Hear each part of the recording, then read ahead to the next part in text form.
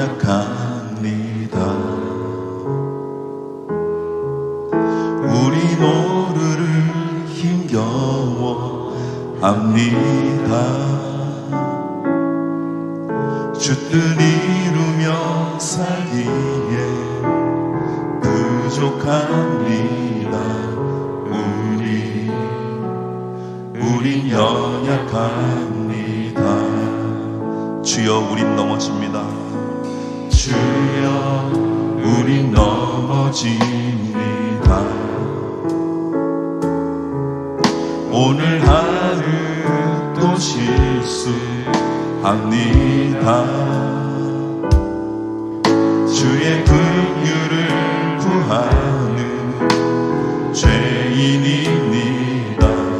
우리 주만 바라봅니다.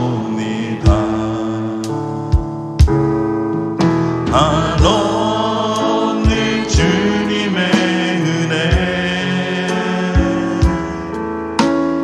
온 세상 위에 넘칩니다. 가릴 수 없는 주 영광 온 땅 위에 충만합니다.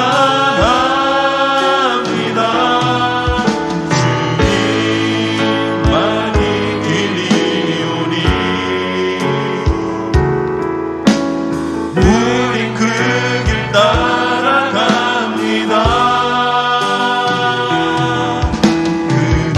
그날에 우리를 이루신 주는 완전합니다. 주여, 우린 연약합니다. 우린 오늘을 힘겨워합니다. 우린 오늘을 힘겨워합니다. 주 뜻 이루며 살기에 부족합니다. 우린 연약합니다. 주여, 우린 넘어집니다. 주여, 우린 넘어집니다. 오늘 하루 또 실수할 수밖에 없는 저희들, 오늘 하루 또 실수합니다. 주의 긍휼을 구하는 죄인입니다. 우리 주만 바라봅니다. 한없는 주님의 은혜 온 세상 위에 넘칩니다. 가릴 수 없는 주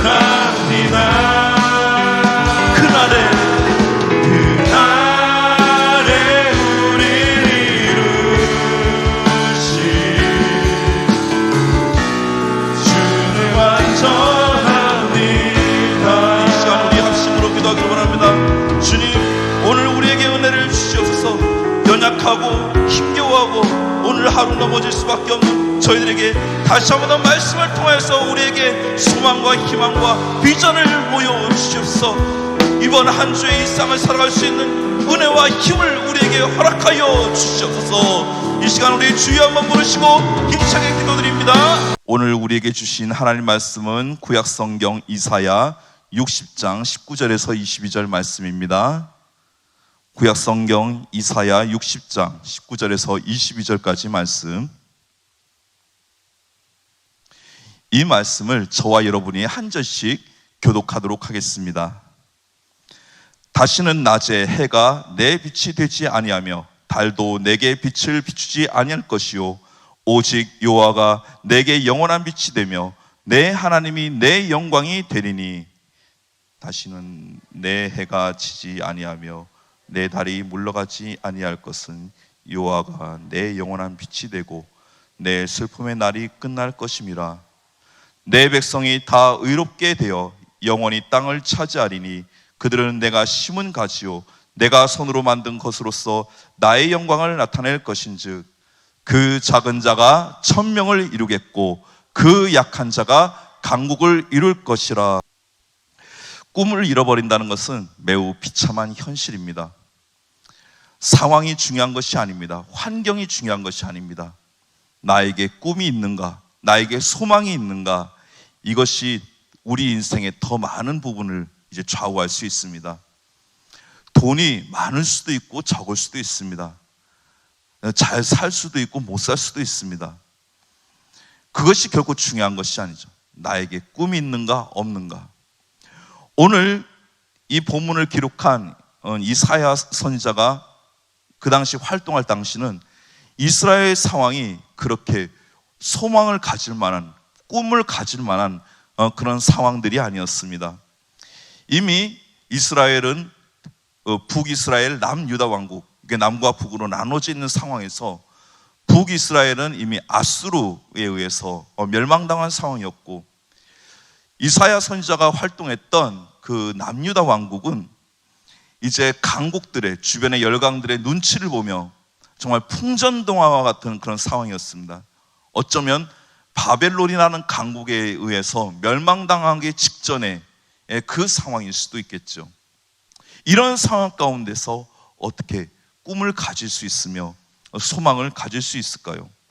그러나 이사야는 그런 어떤 나라와 현실의 상황을 뛰어넘어 하나님의 주신 그 영적인 시선으로 몇백 년 후에 일어날 하나님의 꿈을 보고 그는 소망을 노래하고 있는 것입니다. 특별히 이사야는 시온에 임하는 하나님의 축복을 보았습니다. 하나님께서 시온성에 임하시면 온 세계가 그 성으로 나오고 교회를 핍박했던 무리들이 하나님 앞에 굴복하게 되며 하나님의 백성들은 의로운 백성으로 영원한 나라를 상속받을 것이라는 그 꿈을, 그 환상을 믿음의 눈을 통해서 이미 보고 있는 것이죠. 오늘 본문 말씀의 내용이 바로 그 내용의 말씀이라 보겠습니다. 그리고 하나님 앞에 경배하지 않는 백성과 나라는 결국 하나님 앞에서 멸망당하게 될 것이라는 것을 분명히 암시해 주고 있는 것이죠. 그렇다면 이 시온성은 무엇을 의미하는 것일까요? 바로 신약시대의 교회를 의미합니다. 교회가 무엇일까요? 우리가 흔히 생각하는 교회의 개념은 공동체를 의미하죠. 지금 이렇게 모여서 예배하는 예배 공동체, 신앙 공동체를 교회라고 우리가 생각하고 있습니다. 그러나 더 큰 의미의 교회는 우리 개개인, 예수 그리스도를 믿는 하나님의 백성, 하나님의 자녀, 그 개개인이 바로 교회인 것입니다. 교회는 그 안에 하나님의 영광을 담은 질그릇이라고 우리는 말씀할 수 있습니다.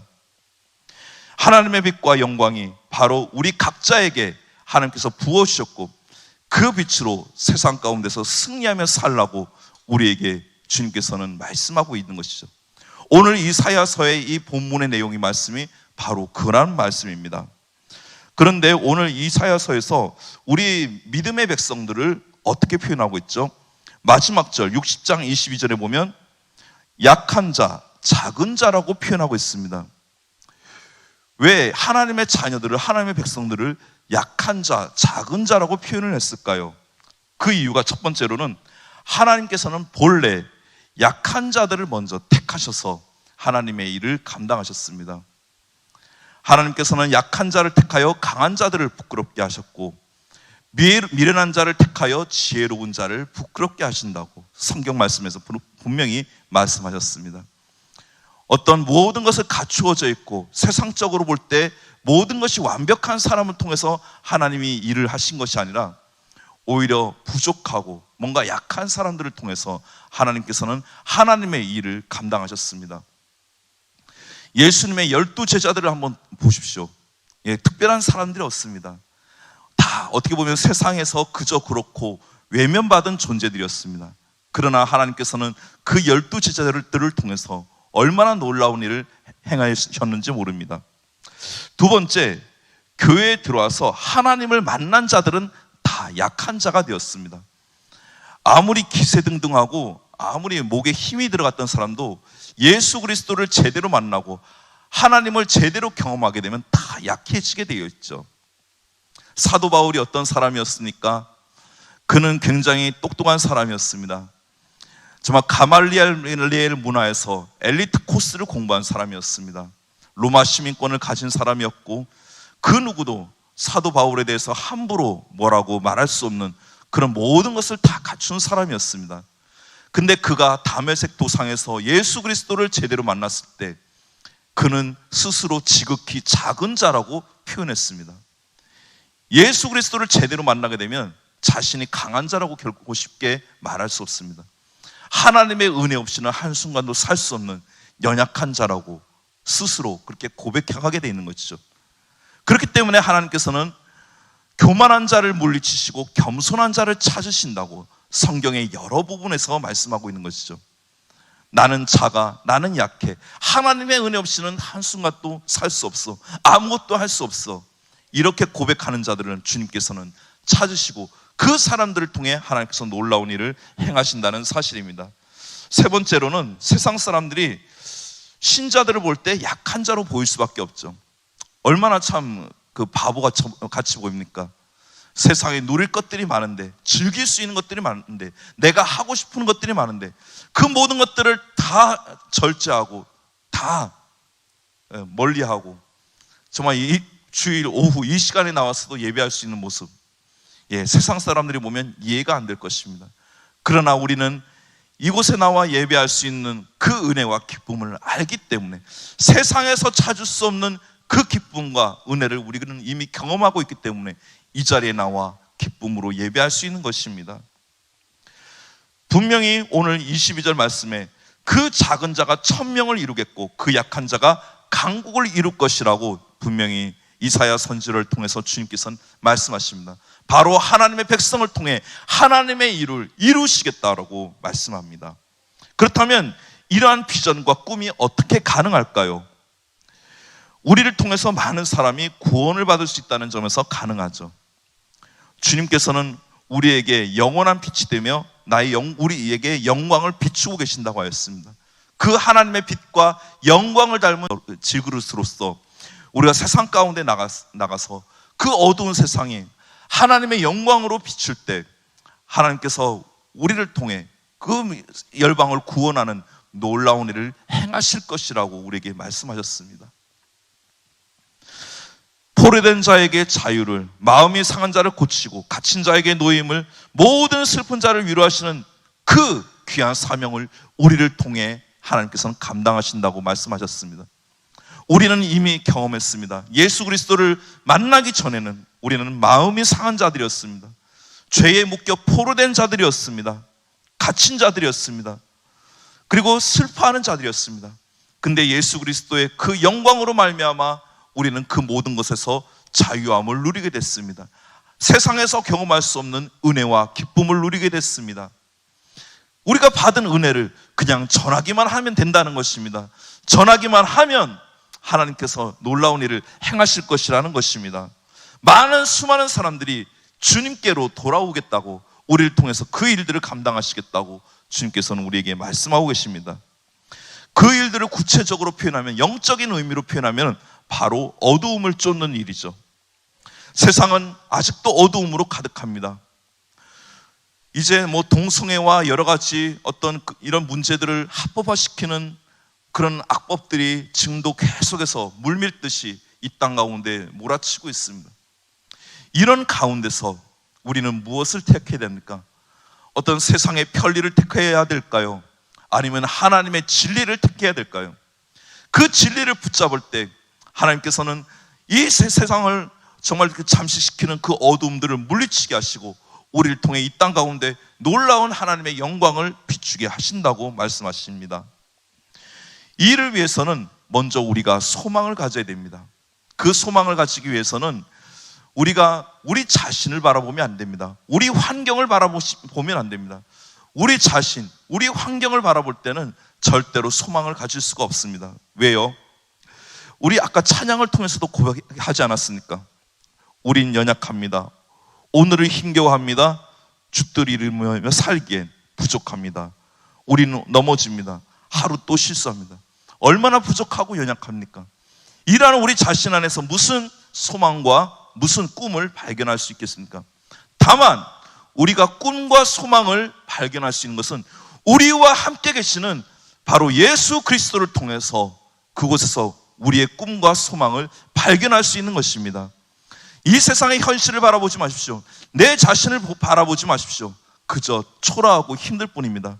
하루하루가 갑갑할 뿐입니다. 그러나 나와 함께 하시는 그 주님으로 말미암아 지금 갑갑한 이 현실을 믿음으로 넘어설 수 있는 은혜와 힘이 우리에게 주어지는 것입니다. 다윗이 골리앗을 상대할 때 골리앗의 키를 봤습니까? 골리앗의 무기를 봤습니까? 아닙니다. 그는 자신과 함께 그 골리앗과 싸우는 하나님을 바라보았기에 그가 골리앗 앞에서 당당해질 수 있었습니다. 수많은 이스라엘 군사들이 골리앗 앞에서 벌벌 떨 때 자그마한 다윗은 오히려 골리앗 앞에서 믿음으로 호령할 수 있었으니까. 그 이유가 무엇이었을까요? 바로 그는 세상의 다른 것을 바라보지 않았습니다. 자기 앞에 서 있는 골리앗을 바라보지 않았습니다. 자신과 함께 싸우시는 그 하나님을 바라보았기 때문입니다. 가나안 땅을 정탐했던 12정탐꾼 중에서 여호수아와 갈렙은 그 땅은 우리에게 주신 땅이라, 그리고 그 가나안 족속은 우리의 밥이다라고 당당하게 고백할 수 있었습니다. 왜였을까요? 현실적으로는 그 가나안 족속들은 덩치가 어마어마하게 큰 거인, 네피림들이었습니다. 철병거로 무장하고 있었습니다. 현실적으로 맞닥뜨려 싸우기에는 정말 버거운 상대였습니다. 그러나 여호수아와 갈렙은 그 현실을 바라보지 않고 그들과 함께 하시는 하나님을 바라보았기에 믿음으로 고백할 수 있었습니다. 그러나 나머지 10정탐꾼들은 그들은 하나님을 바라보지 않았습니다. 현실을 바라봤습니다. 상황을 바라봤습니다. 자신을 바라봤습니다. 자신과 싸우는 상대를 바라봤습니다. 거기에서 무슨 해답이 나올 수 있겠습니까? 없습니다. 우리의 인생의 해답 가운데서 명쾌한 해답은 우리와 함께 하시는 하나님만을 바라볼 때, 그 하나님께만 소망을 둘 때 우리의 삶의 해답을 찾을 수 있는 것입니다. 사랑하는 여러분, 내일부터 또 다른 일상을 살아가시죠. 내일 하루가 시작되는 것이 혹시나 부담되고 두려우신 분들 계십니까? 두려워하지 마시기 바랍니다. 여러분들 어떤 직장의 상황을 바라보시기 마시기 바랍니다. 가정의 상황들을 바라보지 마시기 바랍니다. 여러분과 함께 하시는 그 하나님만 바라보고 세상 가운데로, 가정 가운데로 힘차게 달려갈 수 있길 바랍니다. 그럴 때 하나님께서 여러분들 통해 오늘 이사야서의 이 말씀처럼 영원한 빛이 내 하나님의 영광이 될 것이라고, 나를 통해 그 영광의 빛을 비출 것이라는 이 놀라운 일을 우리를 통해 행하실 것입니다. 결코 내 자신의 소망을 두지 마십시오. 여러분들, 내 자신의 소망을 두기 위해서 그동안 얼마나 많은 스펙을 쌓아왔습니까? 얼마나 많은 것들을 갖추려고 준비해 왔습니까? 그러나 그것이 결코 내 인생의 본질적인 해답이 될 수 없습니다. 온전히 하나님께만 소망을 둘 때, 나와 함께 하시는 하나님과 동행하는 그 삶을 살 때 그 가운데 놀라운 능력이 나타나는 것입니다. 오직 하나님이 주시는 영감 안에서 그 꿈과 소망을 발견할 수 있길 바랍니다. 작은 일에 매이지 말고 눈을 들어 우리 안에 있는 하나님의 영광을 바라보시기 바랍니다. 우리 안에서 이미 환하게 비춰지고 있는 영광의 등례를 바라보시기 바랍니다. 내 안에 있는 그 영광을 바라볼 때 우리는 지금 절망의 상황에서, 좌절의 상황에서 넘어져도 다시 일어설 수 있는 그 힘을 우리가 경험할 수 있는 것입니다. 우리는 언젠가 하나님과 영원히 함께 살 영원한 나라의 백성들입니다. 하나님이 영광스러운 것처럼 우리의 생애도 하나님께서 영광스럽게 사용해 주실 것을 여러분들 기대하면서 남은 생에 더욱더 주눅들지 마시고 상황과 환경에 눌리지 마시고 내 안에 비치고 있는 그 하나님의 거룩한 영광을 통해 세상 가운데서 당당히 믿음으로 호령하며 살아가는 우리 사랑하는 모든 믿음의 식구들 되실 수 있기를 주님의 이름으로 간절히 축복합니다.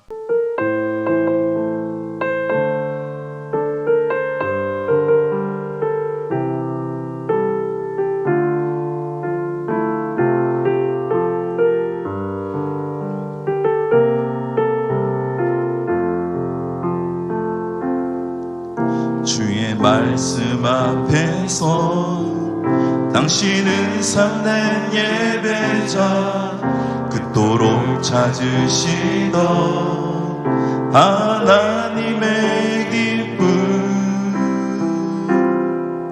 이 세상을 향한 거룩한 생명빛 되어 이 세상을 위한 구원의 소망 되어 영원한 하나님의 나라 함께 세워가리. 주의 부르심 따라, 주의 부르심 따라 당신의 삶을 드릴 때 세상은 당신 안에서 주의 영광 보리라.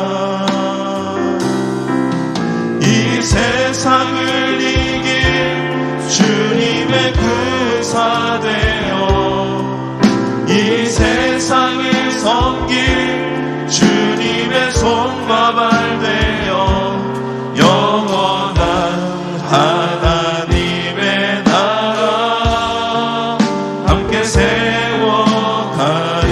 이 세상을 향한 거룩한